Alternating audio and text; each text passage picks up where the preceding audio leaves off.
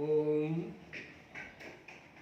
मैं सुरेंद्र प्रसाद सिंह आप लोगों के साथ आसन और प्राणायाम के बारे में कुछ बातें शेयर कर रहा हूँ। हम अपने शरीर को देखते हैं तो केवल बाहरी भागे दिखाई पड़ती है, लेकिन शरीर के अंदर जो ऑर्गन्स है वो देख नहीं पाते हैं। जिस तरह से कंप्यूटर में हार्डवेयर और सॉफ्टवेयर होता है, उसी तरह से हमारे शरीर का भी स्थिति है। तो जब तक दोनों हार्डवेयर और सॉफ्टवेयर ठीक नहीं होंगे तो हमारा शरीर पूर्णतः स्वस्थ नहीं होगा। तो अपने शरीर के सॉफ्टवेयर को ठीक करने के लिए हमें प्राणायाम की आवश्यकता होती है और हार्डवेयर को ठीक करने के लिए आसन की आवश्यकता होती है। तो स्वामी रामदेव जी ने प्राणायाम को 8 भागों में बांटा है और उनका ध्येय यही है कि इसे सब लोग कर सकते हैं। तो मैं चाहता हूँ कि आप लोग उस प्राणायाम के बारे में जानें और सही विधि जानें, ताकि आपको सीखने या करने में कोई परेशानी ना हो। प्राणायाम करने के पहले कुछ आवश्यक बातों के ऊपर ध्यान देना चाहिए। प्राणायाम या आसन कभी भी सीधे जमीन पर नहीं करना चाहिए। इसके लिए आपके पास या तो कोई मैट हो या कारपेट हो, उसका उपयोग करें। मन शांत रखें। जब भी प्राणायाम के लिए बैठें, आप अपने मेरुदंड और कमर को सीधा करके बैठें। आप प्राणायाम के समय श्वासों के आने जाने पर अपना ध्यान केंद्रित करें, तो आपका मन शांत होगा और प्राणायाम अच्छी तरह से कर पाएंगे। तो आइए, अब मैं प्राणायाम को शुरू कर रहा हूँ। पहला प्राणायाम है, प्राणायाम के पहले हमें 3 बार ओम का उच्चारण करना चाहिए। गहरा श्वास लेंगे और ओम का उच्चारण करेंगे।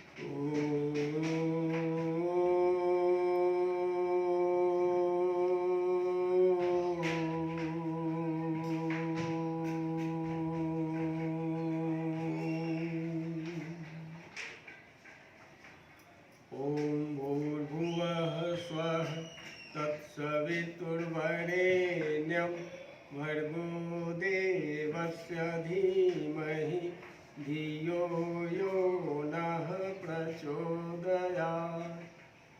ॐ त्र्यम्बकं यजामहे सुगन्धिं पुष्टिवर्धनम् उर्वारुकमिव वन्दनान् मृत्योर्मोक्षीयमामृतात्। ॐ सहना भवतु सहनो भुनक्तु सह वीर्यं करवावहै तेजस्विनावधितमस्तु मा विद्विषावहै। ॐ शांति शांति शांति। हमारा मन शांत रहे, इसके लिए हम जब श्वास भरते हैं तो हम मन में भावना करेंगे कि विश्वव्यापी प्रकृति द्वारा शुद्ध वायु को हम अपने नासिका के द्वारा आकर्षित कर रहे हैं। इसे हम जब श्वास भरेंगे इसे हम पूरक कहते हैं। फिर इस श्वास को कुछ देर के लिए रोकेंगे और मन में भावना करेंगे कि इस श्वास के द्वारा जो हमारे शरीर में ऑक्सीजन की आपूर्ति हुई है वह पूरे शरीर में फैल रहा है और मेरा शरीर स्वस्थ हो रहा है। इस रुकने को हम आंतरिक कुंभक कहते हैं। फिर श्वास को छोड़ेंगे तो उस समय ये भावना होगी कि मेरे शरीर के जो भी विकार हैं वो इस प्राण वायु के साथ बाहर निकल रहे हैं और फिर इसको हम रेचक कहते हैं। और फिर जब श्वास रोकेंगे उस समय भावना करेंगे कि मुझे परम शांति की अनुभूति हो रही है। इस प्राणायाम को हम कम से कम 3 या 4 बार करेंगे। उसके बाद हम भस्त्रिका प्राणायाम का प्रारंभ करेंगे। भस्त्रिका प्राणायाम में जिस गति से जिस लय के साथ हम श्वास को अंदर लेते हैं उसी लय के साथ बाहर छोड़ेंगे। या धीमी गति से ले रहे हैं तो धीमी गति से छोड़ेंगे। अगर जोर लगाकर श्वास ले रहे हैं, पूरी जोर से श्वास ले रहे हैं तो उसी जोर के साथ छोड़ेंगे भी। या गति तीव्र है तो तीव्र गति में भी जितना देर में हम श्वास लेते हैं उतना ही देर में श्वास छोड़ने का प्रयास करेंगे। जैसे पहले तो हम साधारणतया धीरे धीरे श्वास लेते हैं। जैसे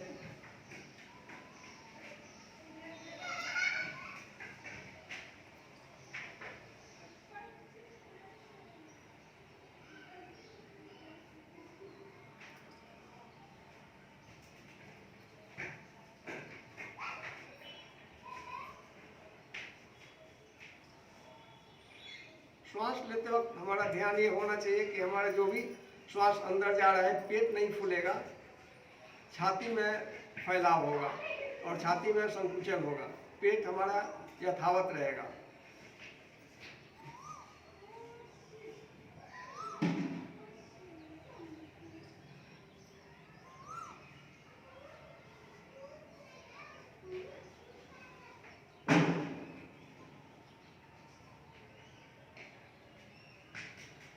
इस तरह से प्रारंभ में जो शुरू करना चाहें भस्त्रिका कर सकते हैं, लेकिन जो थोड़ा अभ्यास कर लिए हैं वे इसे जितना तीव्र गति से लेंगे, तीव्र गति करने का मतलब जितना जोर से लेंगे उतना ही फायदेमंद होगा और उतना ही जोर से छोड़ेंगे भी। जैसे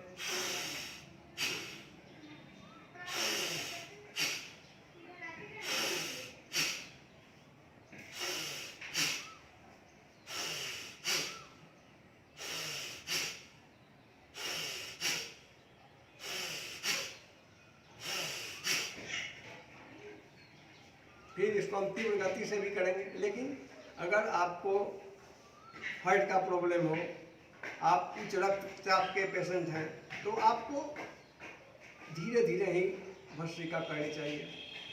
और जो अपने को पूर्ण स्वस्थ मानते हैं वो तीव्र गति से भी भस्त्रिका कर सकते हैं और कम से कम 1 मिनट तो जरूर करें, अन्यथा जितना अधिक करें वो फायदेमंद है उनके लिए।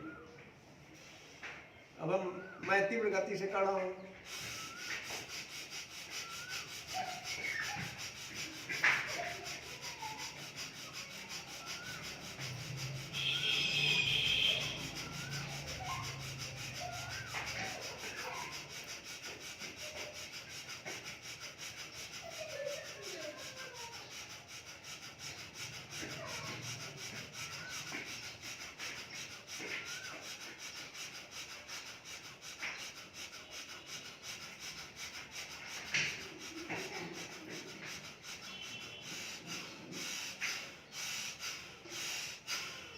ये तीव्र गति का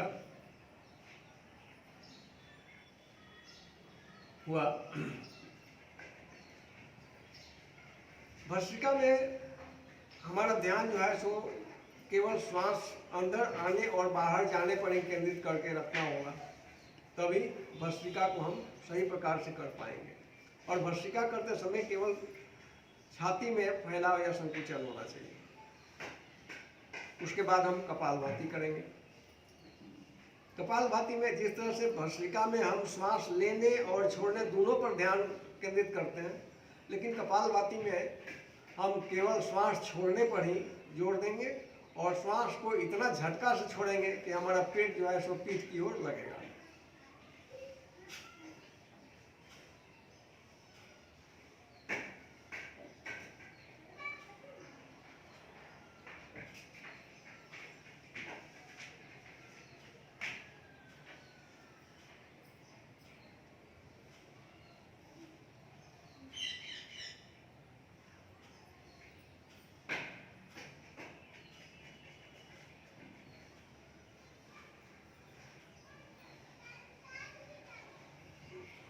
इसमें ध्यान देने वाली बात यह है कि जिनको अगर पेट का ऑपरेशन हुआ हो, जो हार्ट के पेशेंट हैं, जिनको बीपी है या जिनको आंत उतरने की बीमारी है, वे इसे बहुत धीमी गति से करेंगे। अन्यथा जो स्वस्थ हैं वो इसे तीव्र गति से भी कर सकते हैं और झटका के साथ भी कर सकते हैं, कोई दिक्कत उन्हें नहीं होगी।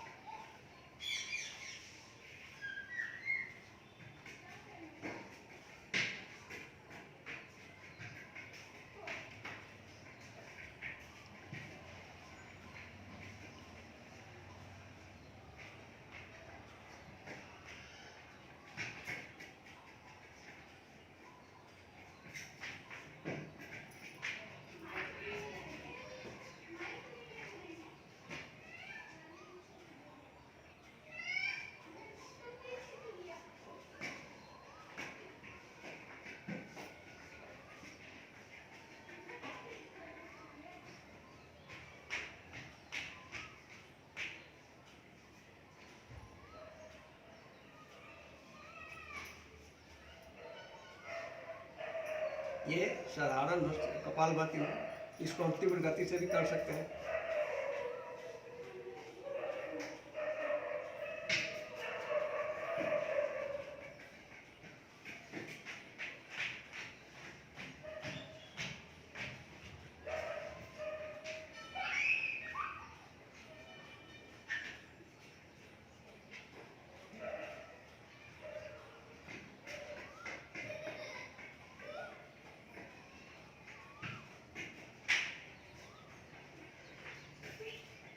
कपालभाति हुआ तीव्र गति से और साधारण गति से। कपालभाति को कम से कम 300 बार जरूर करें। इसको मन में गिनते जाएंगे तो पता लगेगा कि आपने कितना स्ट्रोक मारा। इसके बाद आता है वायु प्राणायाम।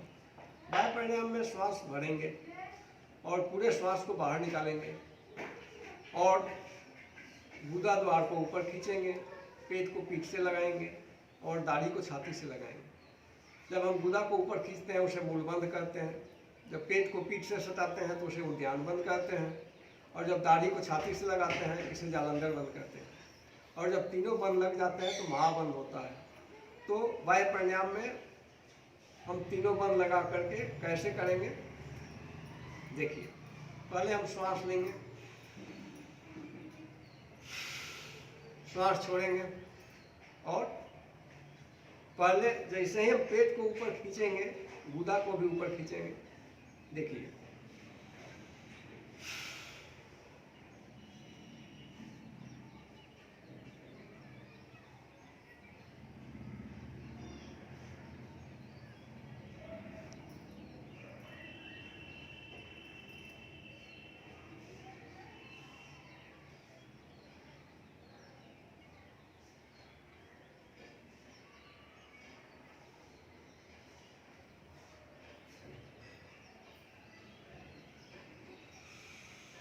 इसको भी 3 से 5 बार करेंगे।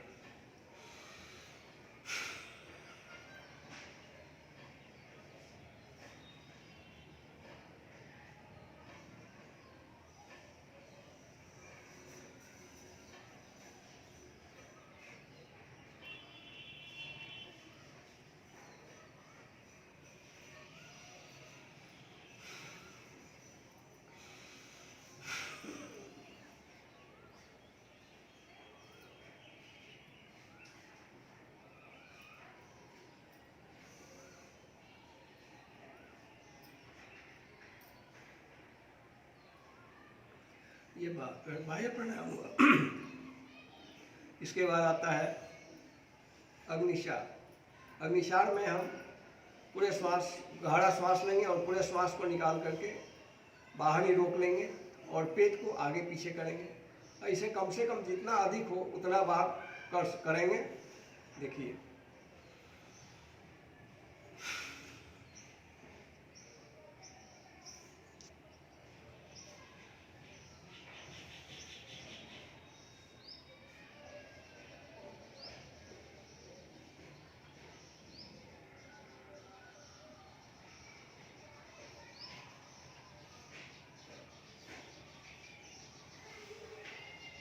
ये अग्निसार है। अगर भस्त्रिका, कपालभाति, बाह्य प्राणायाम और अग्निसार को अच्छी तरह से कर लिया जाए तो हमारे शरीर का 90% बीमारी जो है सो स्वतः खत्म होने लगेगा और बीमार होंगे ही। क्योंकि जो भी बीमारी का कारण होता है हमारे पेट से ही शुरू होता है। और ये इन प्राणायामों को करने के बाद हमारा पेट, गर्दन से नीचे और कमर से ऊपर तक का सारा अंग जो है सो एक्टिव हो जाता है और हमें बीमार होने की संभावना कम हो जाती है। इसके बाद अनुलोम विलोम है। अनुलोम विलोम में हम दाहिना नाक बंद करते हैं, बायां से श्वास लेते हैं, फिर बाएं नाक को बंद करते हैं, दाहिना से श्वास छोड़ते हैं, फिर दाहिना से श्वास लेते हैं और बायां से छोड़ते हैं। यह एक राउंड हुआ। इस तरह से कम 50 राउंड जरूर करें। जैसे देखिए,